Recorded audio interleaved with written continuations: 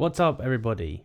So, one of the biggest questions that we often get on the channel is, what would I do if I only had 1k and I want to start farming today?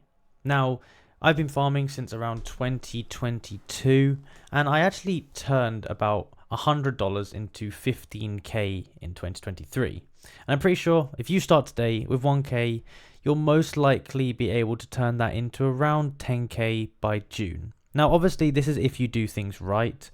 So, and this is also my personal opinion, but what you do with the projects and what you get involved with is up to you.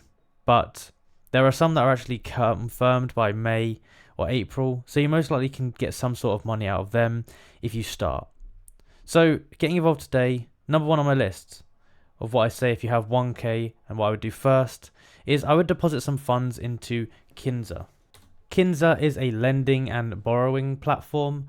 You get 1 point for every $100 that you're staking into the platform. But the good thing is that if I'm staking 1k into Kinza, I can also borrow against it. So what I would do is I would swap 1k for USDC, stake that 1k USDC, and then borrow $900 out of it so I don't need to think about Kinza anymore. Basically, I'm earning some points, which would be like 10 points every 24 hours on Kinza, and I don't need to think about it for the next month or two, which means by April it's going to be backed by Binance, and we're going to be receiving some airdrops.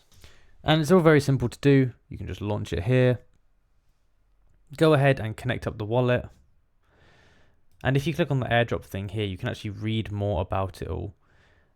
So go ahead, read it, and then it will give you a good idea of what you need to do. And the website is kinza.finance. So, number 2 on the list. With the remaining $900, we would probably say that you should play with something like Layer Zero. Now, you're not going to make a huge amount of bank of it. You're not going to be making like 100k. You're going to be making like 10k. Now, everyone is talking about this, and a lot of people have been using Layer Zero for a long time. But the thing is that the snapshot hasn't been taken, so the valuation is extremely big, which is 3 billion. So if you start today, most likely you can receive something good out of it. And if you have the right strategy, you can also farm multiple things at the same time. So here is an example. So let's say that I have $900 and I want to start adding some volume towards Layer Zero. I can use something like Omni BTC, which is a tokenless, and it gives me an option to select Layer Zero as a route. So I'm basically farming 2 projects in one. And at the same time, I can bridge some NFTs using Holograph, using Polyhedra, which Polyhedra not only chains are actually applicable. So you need to do your research, but basically they're tokenless. And in the end, you're basically farming 4 projects plus Layer Zero. So you can receive lower, zero, or drop in the future.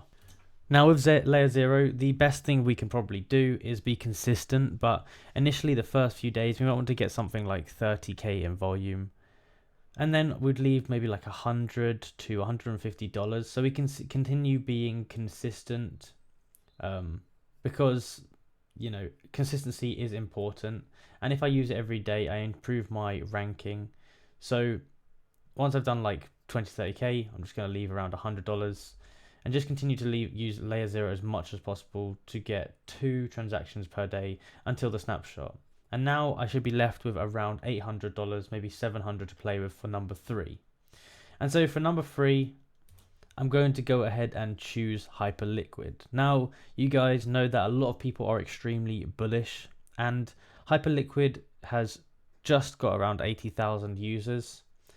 And most of the users, maybe even 50%, probably even less, are not even adding any volume.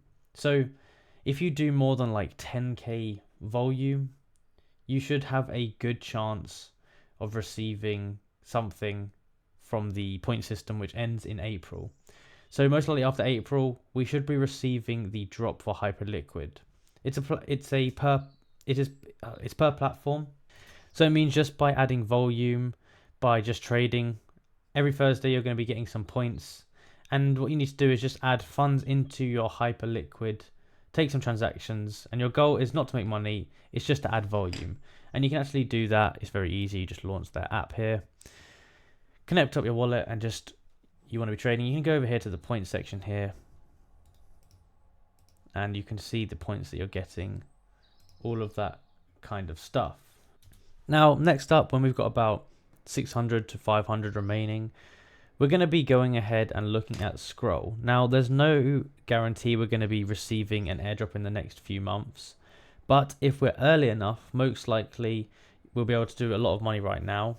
And if you have like 10,000 in volume, just a few transactions, you should be within the top 10% of scroll. So just imagine what you can do with 30,000 in volume and you're active in the next 2 months on scroll. You should be in the top like 1%. So right now I'm in around the top 1% and my volume is just under 20k, and I've been using it for the past 3 to 4 months. Obviously, it's good to be active all the time consistently, but I'd recommend going for this one. It's the same sort of thing. You can bridge to it. If you go onto here, you can just I'd recommend bridging it, and that's going to give you some access to the airdrop. And now with the rest of the money, I'd recommend just splitting it between the ones that we've talked about, or pick one of them that you like out of this list here. You can either try to get really high up in one of them, get to one of the highest ranks, or like get one of the on the leaderboard in one of them. Or if you think you're doing good enough, you can just diversify across the other ones. But it's hard to know what the the actual results will be. But if you see on some of them, they do tell you the leaderboard and stuff like that, so you can see if you're going to be in the top 1%, that kind of thing. It's really up to you. So diversifying, of course, is going to give you access to more airdrops, but the chances that you actually get them is going to be lower because you are not interacting with them as much. So you can play safe, or you can just split it all across and do a strategy like that. But that is basically everything that I think you should do if you have 1k. Now, obviously on the channel, we're going to be posting lots and lots of free airdrops that you can go ahead and interact with on testnets, that kind of thing. Now, the thing with free airdrops is that they are going to be a lot more saturated, a lot harder to actually go ahead and get. But if you've got a lot of time and not a lot of money, those can be very good options to go for. But if you've got, you don't have too much time, but you've got a little bit of money you want to spend, then I recommend just focusing on a few of these ones that we just spoke about, because those are going to be the highest chances, and you're not going to be competing with as many people, and you have a real high chance to actually, get in the leaderboard, all that kind of good stuff. But with that being said, if you enjoyed the video and found it useful, be sure to like and subscribe, and also comment down below the video helped you out, and if you have any other recommendations down below, then let me know. Thank you for watching, and I will see you in the next video.